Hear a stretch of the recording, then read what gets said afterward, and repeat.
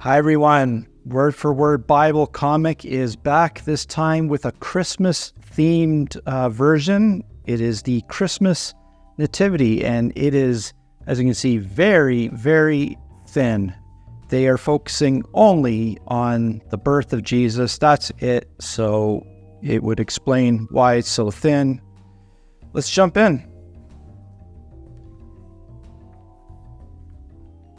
We have a map here that we're greeted with, the Provincia Judea.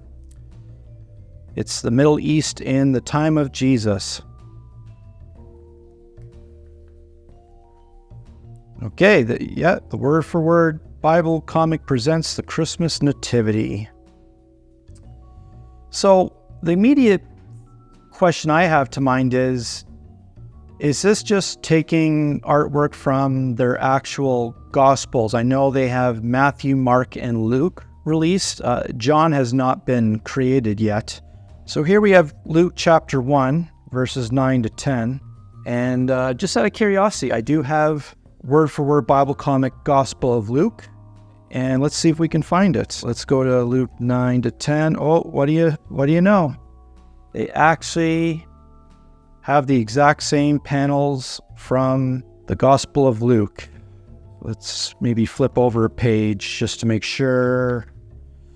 Yeah, it is the exact. So right away, my first impression is that this did not take long for them to make, because they already created this through the Gospel of Luke, and I'm sure they did the same with the Gospel of Matthew. So probably didn't take them much work or effort to make this Christmas Nativity version. So I'm sort of conflicted on that. On the one hand, I do see the value of this type of book, because for those that just want the story of Jesus' birth, the Christmas Nativity, I would argue, though, why not just buy those books and you get probably a more full, enriched story, not only of the birth of Jesus, but his life and his ministry.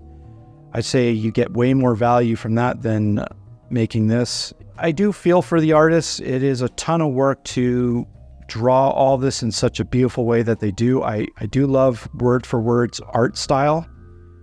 It is very detailed and accurate. It's becoming one of my favorites, so I can sort of understand why they'd want to recycle or reuse some of their drawings for something like this. I don't want to say that they're being lazy or they're trying to make a quick buck from this. I know they have a lot of Kickstarter supporters and backers, so this could be something that they use to sort of buy them time, because I know a project that they're trying to accomplish is very large. Any type of Bible comics like this, where there's so much drawing involved, takes a ton of time and works and resources and artists. So perhaps being able to make a quick compilation like this could buy them time to work on other future books, which they currently are. I'm just speculating. I'm not sure why they made this project specifically. I haven't taken the time to maybe go on their website or go on their Kickstarter to see the context behind this.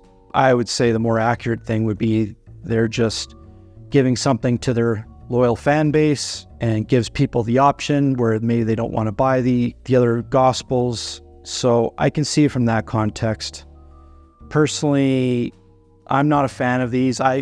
If I was Word for Word, I would actually just continue to focus all your efforts on making every single one of the 66 books, which they still have a long road ahead of them. I think they're somewhere around 10 now, which is a great start. I would probably focus on that first and then come out with compilations like this. But this is the direction they're going. There's no question people are loving this. But in terms of value, I probably wouldn't get this particular Nativity version. So here we are. Nothing's changed. The context, their structure, and once again, just a lot of awesome information at the end. So just like that, the Christmas Nativity, a very thin, small book.